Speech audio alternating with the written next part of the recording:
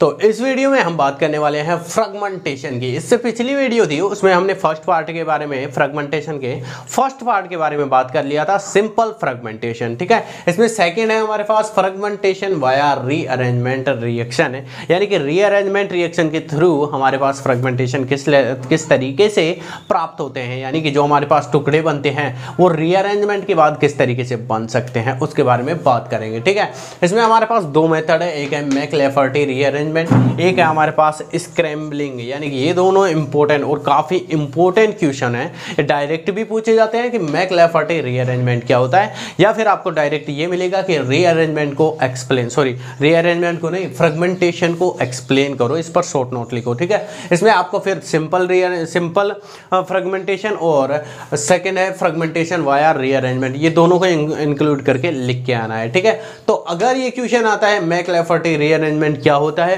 या फिर fragmentation via rearrangement reaction, इसको एक्सप्लेन करो, तो किस तरीके से आपको लिखना है, क्या लिखना है, ये सारी चीजों के बारे में बात करने वाले हैं। तो पहले समझते हैं कि मैकलेफर्टी रीअरेंजमेंट क्या होता है। ज्यादातर जो कंपाउंड से ऐसे रीअरेंजमेंट रिएक्शन देते हैं उनकी बात कर रहा हूं। ये होते हैं हमारे पास ester, carbonyl compound, amides, nitriles, यानी कि ये ऐसे कंपाउंड्स हैं जो ज्यादातर रिएक्शन देते हैं और इन कंपाउंड्स में अल्फा हाइड्रोजन प्रेजेंट होना चाहिए मैकलेफर्टी रीअरेंजमेंट रिएक्शन शो कराने के लिए। यानी कि हमारे पास जो एमाइड होते हैं, कार्बोनिल कंपाउंड होते हैं और हमारे पास एस्टर्स होते हैं, नाइट्राइल्स होते हैं, ये ऐसे होने चाहिए जिनके पास अल्फा हाइड्रोजन गामा हाइड्रोजन हो।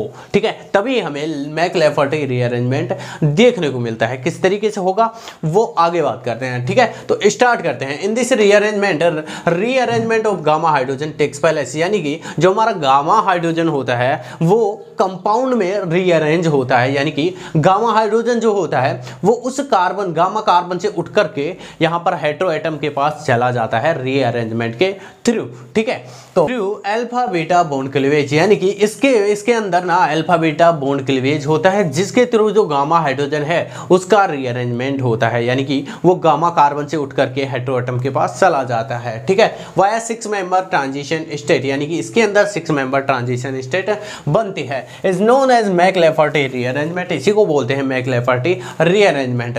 For this rearrangement gamma hydrogen should be present, यानी कि ऐसे हमारे पास कंपाउंड है जिनमें गामा हाइड्रोजन होते हैं और specially asters, amides, carbonyl compound और नाइट्राइल्स, ऐसे कंपाउंड्स हैं। नाइट्राइल हम बोलते हैं साइनाइड को। ठीक है, साइनाइड में जो ये कार्बन है ना, इसके रेस्पेक्ट में अल्फा बीटा गामा हाइड्रोजन होने चाहिए, गामा कार्बन के पास गामा हाइड्रोजन होने चाहिए। यहाँ पर हमारे पास क्या है, ये है हमारे पास एमाइड, अल्फा बीटा गामा, ये पोजीशंस होती हैं अल्फा बीटा गामा पर, यानी कि गामा कार्बन पर गामा हाइड्रोजन होने चाहिए। यहाँ पर देखो ये क्या है हमारे पास, ये है हमारे पास एस्टर, इसके रेस्पेक्ट में ये अल्फा बीटा गामा पर हाइड्रोजन है 3 और यहाँ पर ये कार्बोनिल कंपाउंड है अल्फा बीटा गामा और गामा पर 3 हाइड्रोजन है। यानी कि हमारे पास जो एस्टर होते हैं, एमाइड होते हैं, कीटोन्स यानी कि कीटोन एल्डिहाइड जो भी होते हैं, नाइट्राइल्स होते हैं, इनके पास गामा हाइड्रोजन होने चाहिए। और किस तरीके से ये रिएक्शन होती है वो भी समझेंगे। ठीक है, this reaction mostly observe in gamma hydrogen containing carbonyl compound, amides, asters, यानी कि ये हमारे पास कुछ कंपाउंड्स होते हैं जिसमें हमें मोस्टली ये रिएक्शन देखने को मिलती है। किस तरीके से होती है वो बात करते हैं। ठीक है, ये हमारे पास एक ऐसा कीटोन है जिसमें गामा हाइड्रोजन प्रेजेंट है। ठीक है, अब इसमें सबसे पहले आयनाइजेशन होगा। आयनाइजेशन में क्या होगा, यहाँ पर ये जो बॉन्ड के इलेक्ट्रॉन है ये टूटेंगे। अब देखो टूटेंगे यानी कि यहाँ से एक इलेक्ट्रॉन बाहर निकल जाएगा, यहाँ पर क्या आएगा, इस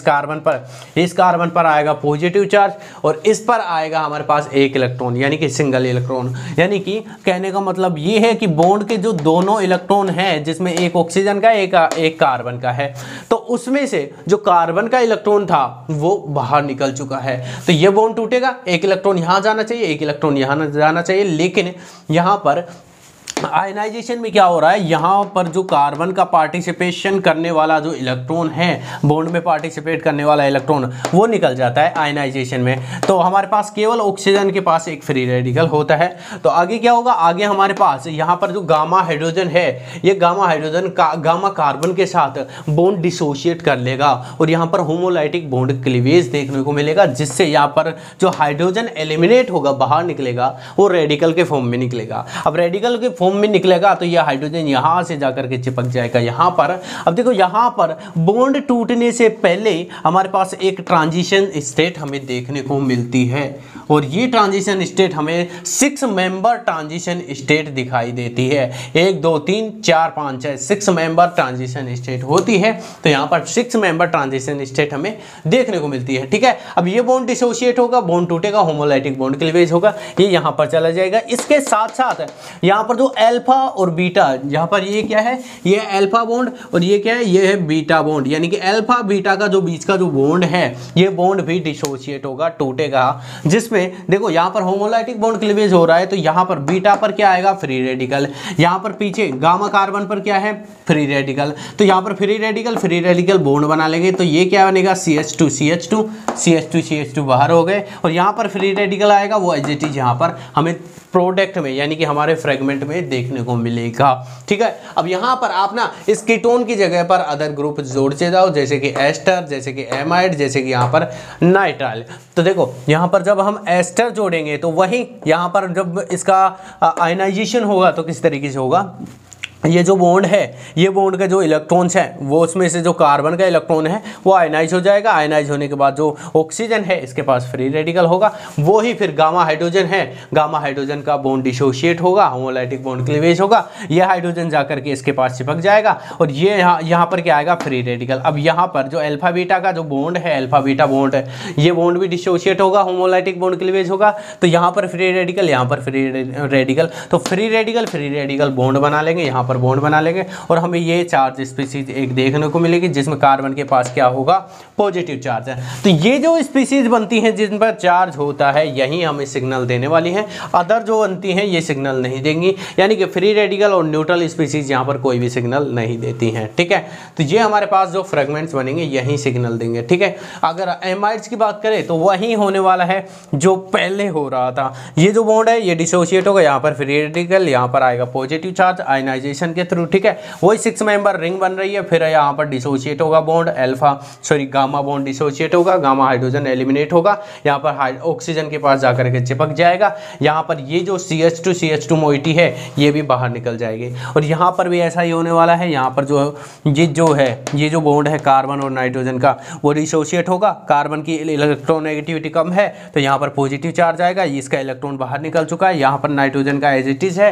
फ्री रेडिकल बन चुका है। यहाँ पर जो हाइड्रोजन है जो एलिमिनेट होगा, गामा हाइड्रोजन, वो भी फ्री रेडिकल के फॉर्म में ये एलिमिनेट होगा तो वो जाकर के इस नाइट्रोजन पर चिपक जाएगा, ठीक है। तो हमें ये मिल जाएगा, ठीक है। तो ये हमारे सिग्नल्स देंगे, ये मोइटीज हमें सिग्नल्स नहीं देने वाली है। ये होता है मैक-लेफर्टी रीअरेंजमेंट। तो मैक-लेफर्टी रीअरेंजमेंट में 2 चीजें होती हैं, ऐसा कंपाउंड होना चाहिए जिसमें एक तो हेटेरोएटम हो, ठीक है। अब ये हेटेरोएटम यानी कि जैसे कि CO बॉन्ड, इस तरीके का बॉन्ड, या फिर यहाँ पर हमारे पास साइनाइड वाला हो जिसमें नाइट्रोजन एक हाई इलेक्ट्रोनेगेटिव एटम है। तो यहाँ पर ना पहली चीज़ हमारे पास 6 मेंबर रिंग बननी ही चाहिए, यही कंडीशन है कि 6 मेंबर रिंग इसमें ट्रांजिशन स्टेट बनती है, ठीक है। तो यहाँ पर देखो अल्फा बीटा गामा यहाँ पर हाइड्रोजन्स होने ही चाहिए। अगर गामा हाइड्रोजन्स नहीं होंगे तो यहाँ पर हमें मैक-लेफर्टी रीअरेंजमेंट नहीं देखने को मिलेगा, ठीक है। अब ये जो बने हैं ना, ये जो चीज़ें बनी हैं इनका जो MZ वैल्यू जो है वो आपको खुद को कैलकुलेट करनी है, वो आपको खुद को लिखनी है, ठीक है। वो आप आराम से लिख सकते हो। अगर आपने मेरी पिछली वीडियो देखी है जिसमें मैंने सिंपल रीअरेंजमेंट या फिर सिंपल फ्रेगमेंटेशन के बारे में बात की थी तो वहां पर मैंने अच्छे से एक्सप्लेन किया था M/Z रेशियो क्या होता है, ठीक है। तो इस तरीके से होता है। आगे बात करते हैं, एक हमारे पास ये कंपाउंड है जिसमें देखो ये एल्कीन है। अब इस एल्कीन के रेस्पेक्ट में भी देख लेते हैं, ये अल्फा बॉन्ड, ये बीटा, ये गामा, ठीक है। अब सबसे पहले क्या होगा, आयनाइजेशन होगा। आयनाइजेशन में क्या होगा, यहाँ पर जो बॉन्ड है ये बॉन्ड के एक इलेक्ट्रॉन, ये बॉन्ड का इलेक्ट्रॉन बाहर निकल जाएगा, ये बॉन्ड का इलेक्ट्रॉन बचेगा। यहाँ पर क्या हो रहा है, आयोनाइजेशन, ठीक है, आयनाइजेशन हो रहा है, ये इलेक्ट्रॉन बचा हुआ है। अब क्या होगा, यहाँ पर जो ये गामा हाइड्रोजन है, ये गामा हाइड्रोजन भी एलिमिनेट होगा, फ्री रेडिकल के फॉर्म में एलिमिनेट होगा, तो ये फ्री रेडिकल के पास आकर के चिपक जाएगा और यहाँ पर ये बॉन्ड डिसोशिएट होगा, यानी कि अल्फा बीटा का जो बॉन्ड है ये बॉन्ड डिसोशिएट होगा। यहाँ पर CH2 मोइटी बन जाएगी, CH2 और फ्री रेडिकल उस पर है, ठीक है। तो आगे बात करते हैं स्क्रैम्बलिंग। ये था हमारे पास मैक-लेफर्टी रीअरेंजमेंट। अगर क्वेश्चन आता है इतना लिखना सफिशिएंट होता है, ठीक है। आगे बात करते हैं स्क्रैम्बलिंग।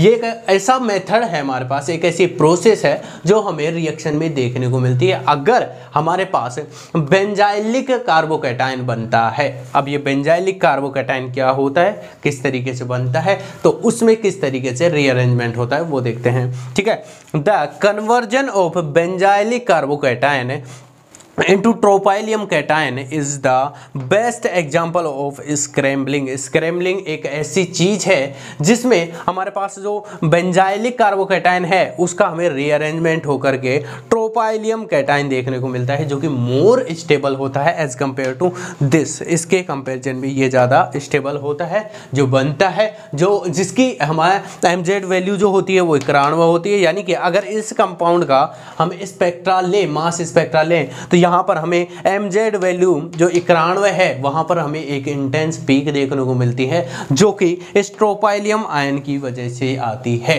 ठीक है, तो यहाँ पर देखो किस तरीके से होता है। सबसे पहले यहाँ पर ये जो बॉन्ड है ये डिसोशिएट होगा, ये बॉन्ड सबसे पहले तो आयनाइजेशन होगा यार। ठीक है, आयनाइजेशन होगा, आयनाइजेशन में ये बॉन्ड टूटेगा, ये बॉन्ड टूटेगा तो यहाँ पर ये जो इलेक्ट्रॉन है ये इलेक्ट्रॉन बाहर निकल जाएगा, ये बॉन्ड ये इलेक्ट्रॉन एज इट इज रह जाएगा। ठीक है, तो आयनाइजेशन में केवल एक इलेक्ट्रॉन ही बाहर निकलता है, तो यहाँ पर ये बन चुका है। अब क्या होने वाला है, यहाँ पर ये जो बॉन्ड है ये बॉन्ड डिसोशिएट होगा, होमोलाइटिक बॉन्ड के लिए होगा। CH3 जो है ये फ्री रेडिकल के रूप में बाहर निकल जाएगा और पीछे क्या आएगा, फ्री रेडिकल, यहाँ पर CH2 डबल बॉन्ड CH2 बन जाएगा, sorry CH double bond CH2 बन जाएगा, ये बन जाएगा। ठीक है, अब इसमें हमें रीअरेंजमेंट देखने को मिलता है। तो यहाँ पर ये बॉन्ड है, ये बॉन्ड इस तरफ माइग्रेट करेगा, ये बॉन्ड इस तरफ, ये बॉन्ड इस तरफ माइग्रेट करेगा। तो यहाँ पर क्या होने वाला है, ये CH2 जो है ये सिंगल बॉन्ड में हमारे पास देखने को मिलता है। यानी कि CH2 का जो ये बॉन्ड था ये इस तरफ घूम रहा है, तो यहाँ पर पीछे क्या छोड़ेगा, CH2 पर पॉजिटिव चार्ज। ठीक है, तो यहाँ पर पॉजिटिव चार्ज आ जाएगा। अब हमें स्क्रैम्बलिंग देखने को मिलती है, यानी कि यहाँ पर जो बेंजाइलिक कार्बोकैटायन है ये हमारे पास 7 मेंबर रिंग में बदल चुका है, ट्रोपाइलियम एनाइन सॉरी ट्रोपाइलियम कैटायन बन चुका है। तो ये था हमारे पास फ्रेगमेंटेशन वाया रीअरेंजमेंट रिएक्शन, जिसमें हमने मैक्लैफर्टी और स्क्रैम्बलिंग के बारे में देखा है। और आई होप आपको समझ में आ गया होगा, आसानी है। तो अगर वीडियो अच्छी लगी हो तो वीडियो को लाइक शेयर और सब्सक्राइब करें। धन्यवाद, जय हिंद।